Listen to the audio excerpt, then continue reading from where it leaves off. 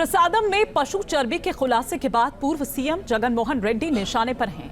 ये पहली बार नहीं है जब तिरुपति मंदिर से जुड़े विवाद में जगन का नाम सामने आया हो। ऐसे में कई लोगों का सवाल यह है कि क्या वाईएसआरसी चीफ जगन रेड्डी को तिरुपति देवस्थानम से कोई दिक्कत है।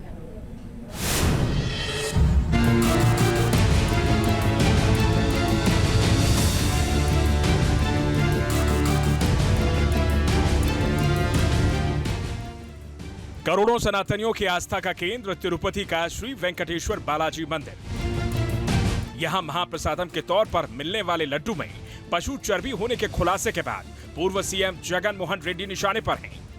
और यह पहली बार नहीं है जब तिरुपति मंदिर से जुड़े किसी विवाद में जगन रेड्डी का नाम सामने आया है। तिरुपति मंदिर में गैर हिंदुओं की भर्ती को लेकर जगन मोहन पर आरोप लगते रहे हैं। तिरुमाला तिरुपति देवस्थानम बोर्ड यानी टीटीडी के सर्वोच्च कार्यकारी अधिकारी के तौर पर ईसाई की नियुक्ति को लेकर जगन निशाने पर आ चुके हैं। तिरुपति से तिरुमाला जाने वाली आंध्र प्रदेश राज्य सड़क परिवहन निगम यानी एपीएसआरटीसी की बस के टिकट के जरिए ईसाईयत और इस्लाम फैलाने का आरोप भी जगन मोहन पर लग चुका है। तिरुमाला की सप्त पहाड़ी को तोड़ने का कथित दावा करने का आरोप भी जगन मोहन रेड्डी पर लग चुका है। तिरुपति बालाजी का मंदिर आंध्र प्रदेश की तिरुमाला पहाड़ी पर मौजूद है। पौराणिक कथाओं के मुताबिक भगवान बालाजी का मंदिर सप्त पहाड़ी पर मौजूद है। कहते हैं कि सप्त पहाड़ी का आकार शेषनाग की तरह है।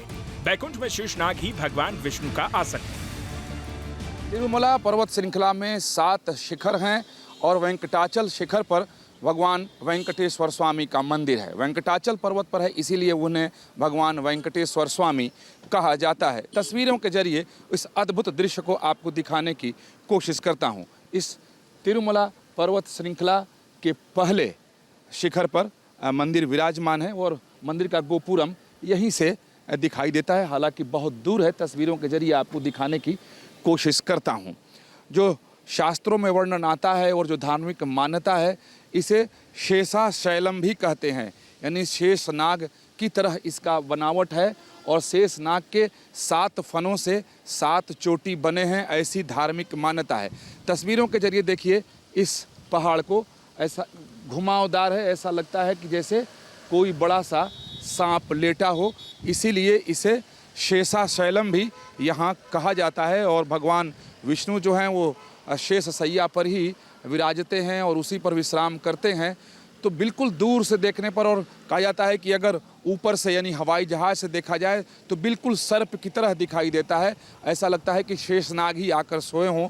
और जो धार्मिक मान्यता है कि भगवान विष्णु यहाँ प्रकट हुए तो शेषनाग भी प्रकट हुए और वही शेषनाग सो गए तो पर्वत में बदल गए।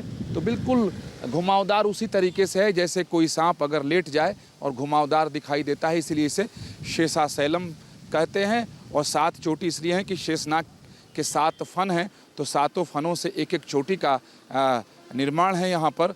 और मान्यता ये भी है और कई सारे मंदिर भी हैं कि सभी जो यहाँ के शिखर हैं, 7 शिखर पर अलग अलग रूप में भगवान विष्णु विराजते हैं, लेकिन वेंकटाचल पर्वत शिखर पर वो हैं, इसीलिए उन्हें वेंकटेश स्वामी कहा जाता है, जिसे सामान्य तौर पर आप और हम तिरुपति बालाजी के नाम से जानते हैं।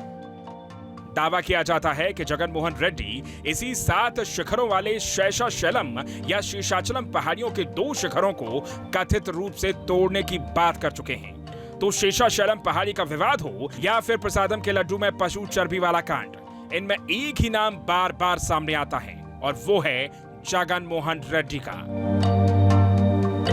तिरुपति से विकास चंद्रा के साथ team news nation. News nation अब व्हाट्सएप पर खबरों की ताजा अपडेट के लिए न्यूज नेशन के इस क्यूआर कोड को स्कैन करें।